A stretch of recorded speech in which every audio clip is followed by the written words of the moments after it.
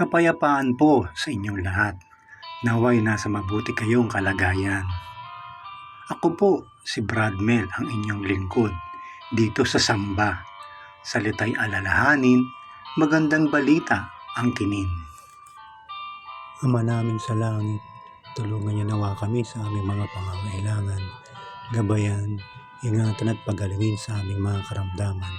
Kasama sa panalangin ito ang mga pamilya nila Amabel del Rosario, Alicia El Hurok, Ann Angel, BenQ Quinte, Cecilia Batin, Debbie Sandico, Elena Siliona, Jillian Gio at Giona ng mga anak ko, Gaydy Sangil, Imelda Ciceron, Joan Lang, Myra Imbudo, Nea Cruz, Pine Palima, Rene D. Gray, Sunshine T. Kabantak, Ted Rivera, Alvin Sumagang, Andrew De Leon, Danilo Martin, N. Manuel, Francisco Barrios, Kervin Gray, Mike Gabutin, Pascual Hubo, Ronel De Guia, Ronald Pulod, Ronald Abdao, Ruel Imperial, Warren Gutierrez, Jenny Lopez, Charlie Dagang Trinidad, at ang lahat ng tagapakinig dito sa Samba. Sa ngalan ni Jesucristo, na aming Panginoon at tagapagligtas. Amen. Purihin ang Panginoon. Ngayon po ay pagpapatuloy natin ang ika-4 na paksa tungkol sa ikalawang kamatayan na pinag-usapan natin nitong nakaraan. Nitong nakaraan, part 1 po yun ng ikalawang kamatayan. Nalaman natin ang mga pangyayari sa lumang panahon kung saan nabuhay sina Noe at ang kanyang mga anak na sina Shem, Ham at Japet. Ganon din naman ang mga nangyari sa panahon nila Abraham at Lot.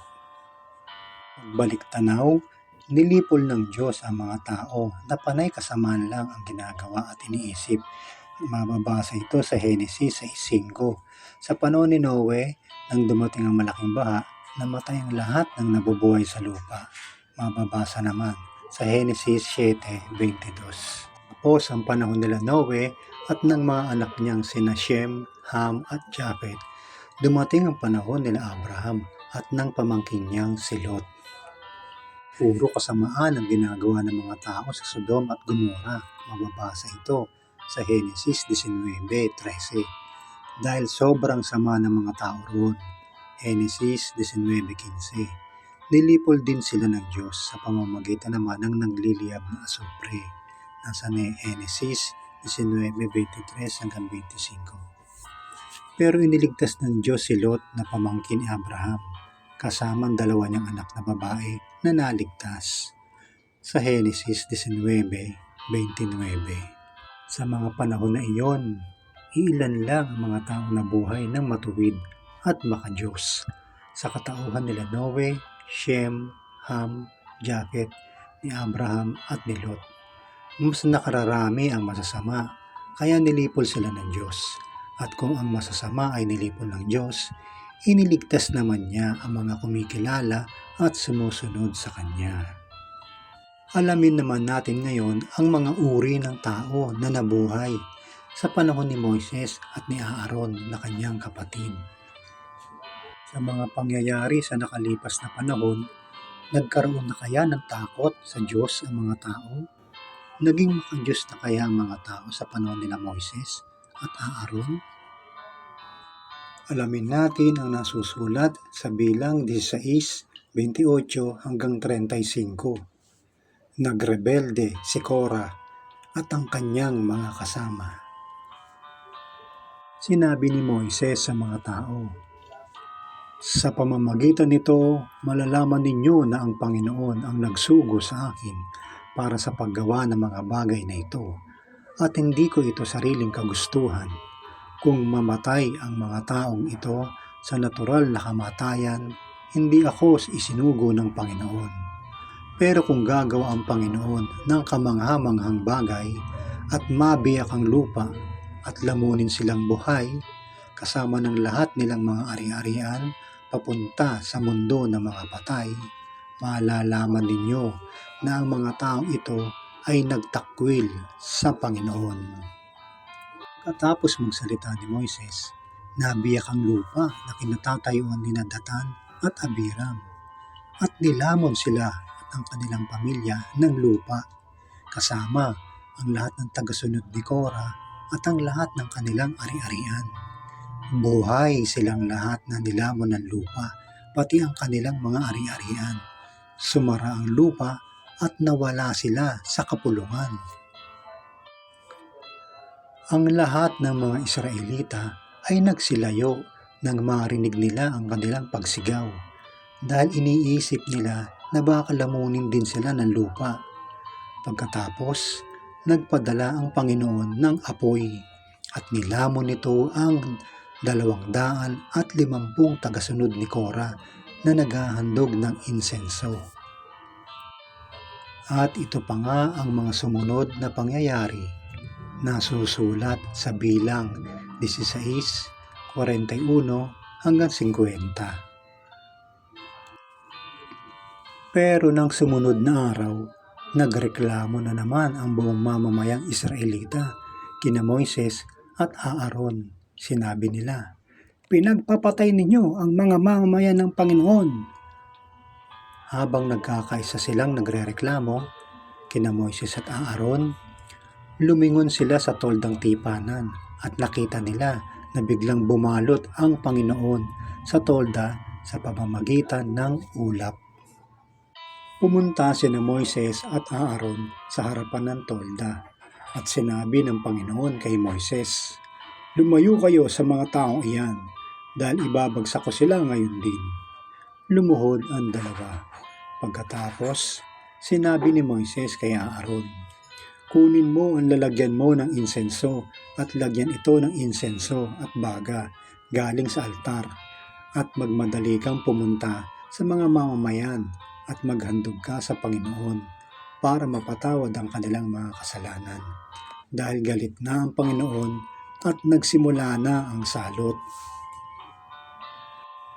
Kaya sinunod ni Aaron ang iniutos ni Moises at tumakbo siya sa gitna ng mga mamamayan. Nagsimula na ang salot sa mga tao.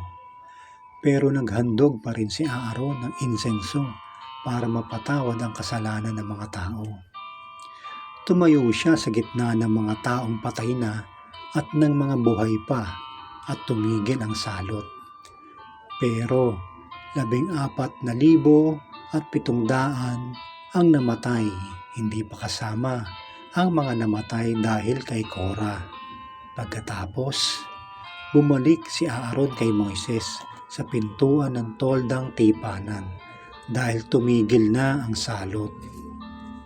Alamin naman natin ngayon ang pangyayari sa panahon ni Daniel at ng mga kasama niyang sina Shadrach, Meshach at Abednego. Ilan kaya ang matuwid sa panahon nila Daniel? At ano naman kaya ang kasamaan ang ginagawa ng mga tao sa mga panahong iyon? Ipinaliwanag ni Daniel ang panaginip ni Haring Nebukadnezar. Mababasa sa Daniel 2:44 hanggang 49.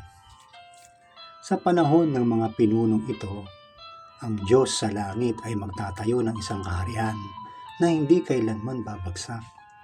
Hindi ito matatalo ng alinmang kaharian, kundi wawasakin pa niya ang lahat ng kaharian at mananatili ito magpakailanman.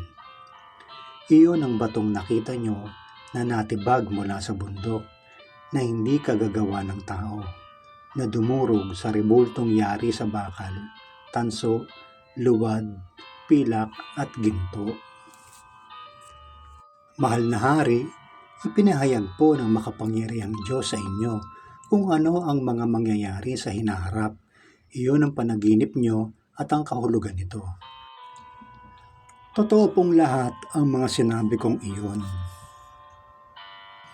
Lumuhod si Haring Nebukadnezar upang parangalan si Daniel. Pagkatapos, nagutos siyang maghandog at magsunog ng insenso kay Daniel. Sinabi niya kay Daniel, "Dahil sa ipinahayag mo ang panaginip ko at ang kahulugan nito, naniniwala ako na ang iyong Diyos ang siyang Diyos na makapangyarihan sa lahat ng Diyos. Siya ang dapat kilalaning Panginoon ng mga hari at siya lamang ang makakapagpahayag ng mga hiwaga. Pagkatapos, binigyan ng hari si Daniel ng maraming magagandang handog. Ginawa siyang pinuno ng buong lalawigan ng Babylonia at ng lahat ng marurunong doon. Hiniling ni Daniel sa hari na hirangin sina Shadrach, Meshach at Abednego bilang katulong niya sa pamamahala ng lalawigan. Pumayag naman ang hari at namalagi si Daniel sa palasyo ng hari. Ito naman ang nangyari nang iniutos ni Haring Nebukadnesar na sambahin ang rebulto at itapon sa naglalagablab na hurno sina Shadrach, Meshach at Abednego. Mababasa sa Daniel 3:8 hanggang 30. Nang panahong iyon, may ilang taga-Babylonia na lumapit sa hari at pinaratangan nila ang mga Hudyo. Sinabi nila kay Haring Nebukadnesar, "Mabuhay kayo, mahal na hari. Hindi ba't nag-utos po kayo na ang sinumang makarinig ng tunog ng mga instrumento ay dapat lumuhod at sumamba sa gintong rebulto at ang hindi sasamba ay itatapon sa naglalagablab na hurno? May ilang mga Hudyong hindi sumusunod sa inyong utos. Sila po ay sina Shadrach, Meshach at Abednego, ang mga taong pinamamahala ninyo sa lalawigan ng Babylonia. Hindi sila naglilingkod sa inyong Diyos at hindi sumasamba sa rebultong ipinatayo ninyo." Nang marinig iyon ng hari, nagalit siya ng husto, kaya ipinatawag niya sina Shadrach, Meshach at Abednego. Nang dumating sila, tinanong sila ng hari, "Totoo bang hindi kayo naglilingkod sa aking mga Diyos at hindi kayo sumasamba sa rebultong ipinatayo ko? Inuutusan ko kayong sumamba sa rebultong ipinatayo ko kapag narinig ninyo ang tunog ng mga instrumento at kung hindi, itatapon kayo sa naglalagablab na hurno. Tingnan natin kung may Diyos na magliligtas sa inyo." Sumagot silang tatlo, "Mahal na hari, wala po kaming masasabi tungkol diyan. Kung talaga pong ganyan ang mangyayari, ililigtas kami ng Diyos na aming pinaglilingkuran mula sa naglalagablab na hurno.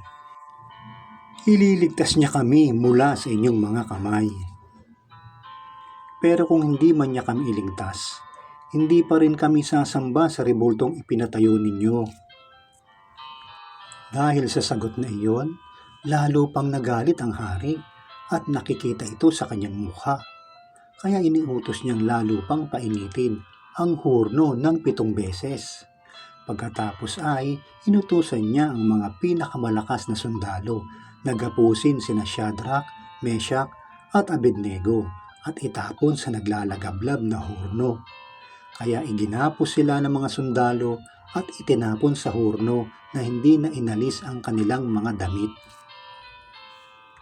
Dahil sa pinainit pang lalo ng hari ang hurno, namatay ang mga taong nagtapon sa kanila sa hurno dahil sa tindi ng init. At silang tatlo na nakagapos ay bumagsak sa naglalagablab na hurno. Nanonood noon si Haring Nebukadnesar at bigla siyang tumayo sa laki ng kanyang pagkamangha. Tinawag niya ang kanyang mga opisyal. "Hindi ba 3 lang ang inihagis sa apoy?" Sumagot sila, "Opo, mahal na hari."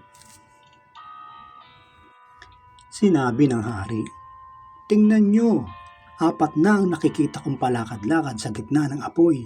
Hindi na sila nakagapos at hindi sila nasusunog at ang isa sa kanila ay parang Diyos."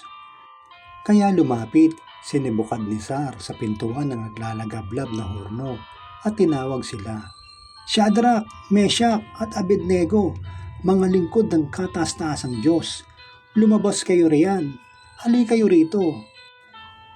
At lumabas ang 3. Pagkatapos, nagtipon sa kanila ang mga gobernador, mayor, komisyoner at ang iba pang mga opisyal ng hari. At nakita nilang wala man lang ni bakas o pinsala ng apoy. Kahit na buhok o damit nila ay hindi nasunog at hindi man lang sila nag-amoy usok. Dahil dito, sinabi ng hari, "Purihin ang Diyos ni Shadrach, Meshach at Abednego. Nagsugo siya ng kanyang anghel para iligtas ang kanyang mga lingkod na nagtitiwala sa kanya. Hindi nila sinunod ang utos ko na sambahin ang rebulto. Minabuti pa nilang itapon sa apoy kaysa sa sumamba sa alinmang Diyos maliban sa kanilang Diyos.